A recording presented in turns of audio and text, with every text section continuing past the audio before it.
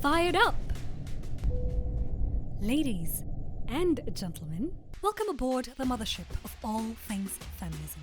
This is Fired Up, a podcast that celebrates women who are fearless in the pursuit of what sets their soul on fire. Women who break the mold and dare to dream. Grab a seat and take your place in a safe space for bold conversations on charting our own path. Welcome to episode 2 in the series on feminism and family. This is Fired Up, and I'm your host, Sheila Bett. In this episode, we will be exploring the role of motherhood in a feminist perspective. Let's get into it. So this year, I became a mother to a beautiful, bright, and bubbly baby girl. I was always a bit nervous about becoming the mother to a girl. The complexities of a feminine existence made me a little bit protective when I imagined raising a daughter. It just seemed a little less daunting to be the mother of a boy in my mind. As fate would have it, that is exactly what I got. A beautiful full circle moment to come to terms with my femininity and my feminism. One version of feminism that deeply resonates with me is that of Chimamanda Ngozi Adichie. I've read at least half of her books, and it's exciting to know that there's still more to come. Unlike a lot of Game of Thrones fans still waiting for the next books. I kid. Before becoming a mom, a mother, or most preferably mama, I wondered what that would look like. I had expectations of where I would be in life, at what stage, and when I would be most primed for this behemoth of a task. But I also romanticized the idea of motherhood. Like if I was walking through the forest and I saw a little child cycle past, fearlessly and curious in this rugged footpath. It put a smile on my face, and I imagined being the mom looking on as my child explored the gifts of nature on a bicycle, in a pram, or just running round and pointing at chameleons and butterflies, asking endless questions about the natural world that unfolded before their eyes. To be honest, that's mostly how I pictured motherhood. Cut to years later, I get pregnant, and the adventure begins. I quickly learn that I have no idea what I've signed up for.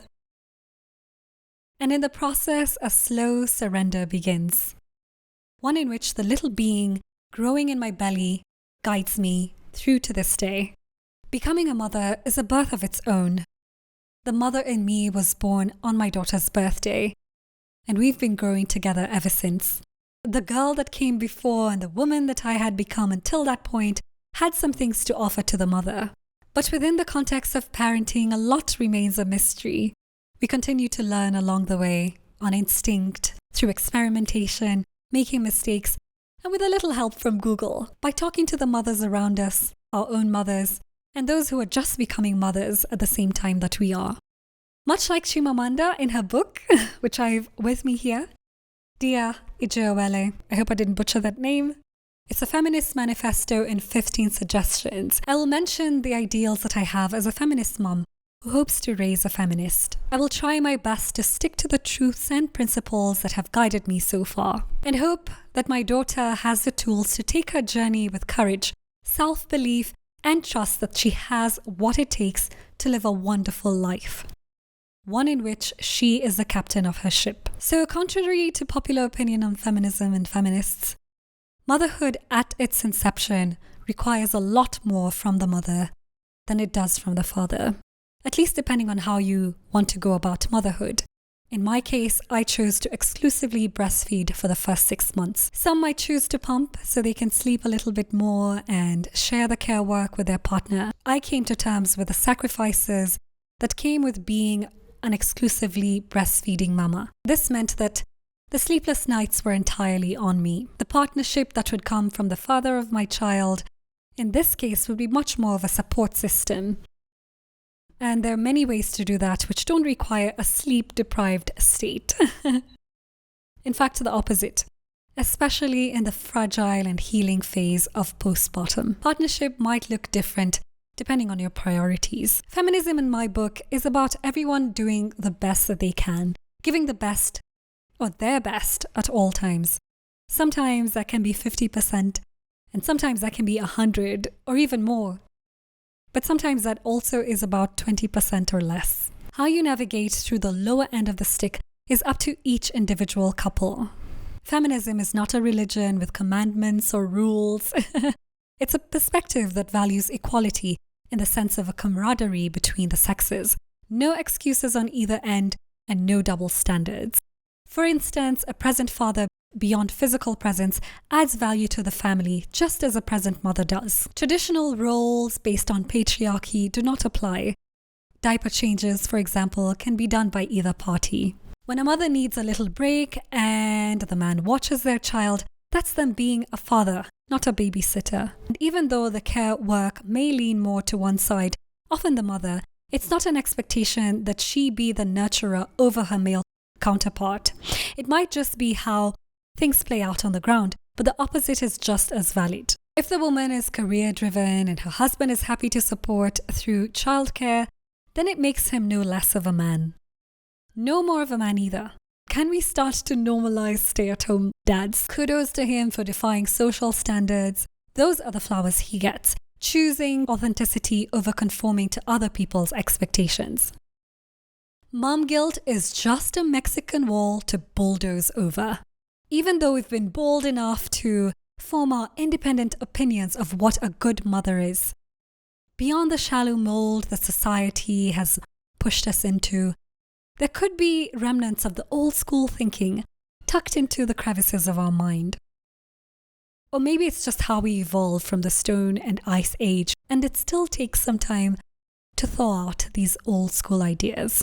Guilt often emerges in untimely fashion when we try to have balanced lives beyond mothering, whether it's career or pursuing other interests that make us better humans, and therefore better mothers. We find ourselves riddled with guilt, wanting to run back home after a few hours away, lest we damage our little bubs by having a bit of space. When the guilt rears its ugly head, it's an opportunity to remind yourself that your best is good enough, and that if you can have the opportunity to rest or recreate in spheres beyond motherhood, you deserve it, you are worth it, and your kids will love you more for it. Having high and realistic expectations of your male partner is actually a show of respect.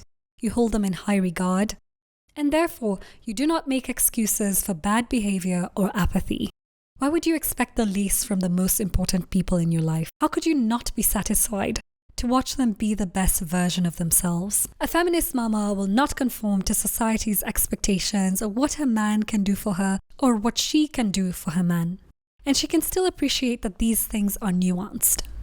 Like if she's naturally inclined to cooking or cleaning, both traditionally female roles, it doesn't mean that she's playing to society's tune. It just means she lives a life that is true to her as an individual and not based on gender expectations.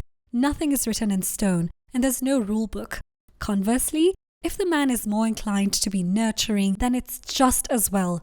Nothing to judge or question. I strive to teach my daughter that she can be anything she wants to be, as long as she puts effort in it, and to try everything reasonable that interests her and just find joy in exploring.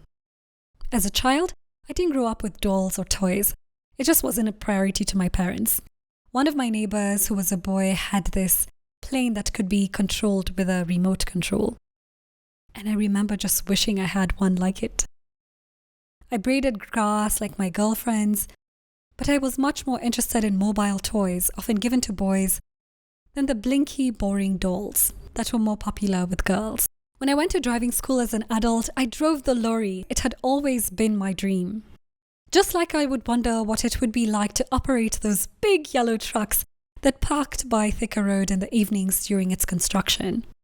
I remember stares from the pedestrians as I roared past in the lorry, and their expressions were equal parts ridicule and equal parts fascination.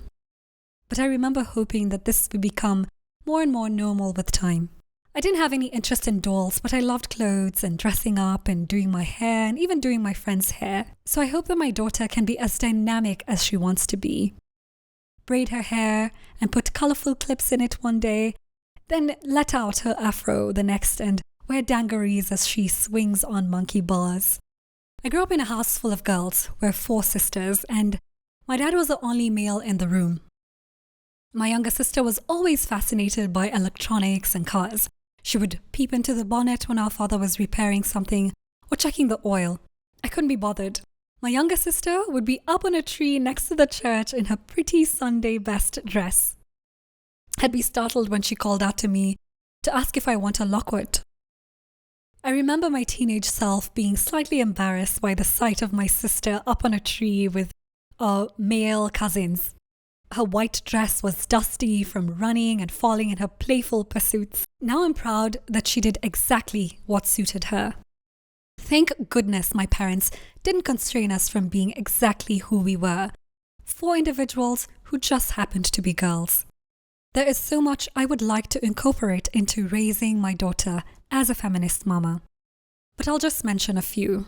One of the major things I would like to teach her is to use her voice. Speak up when she has something itching to be released from the back of her throat.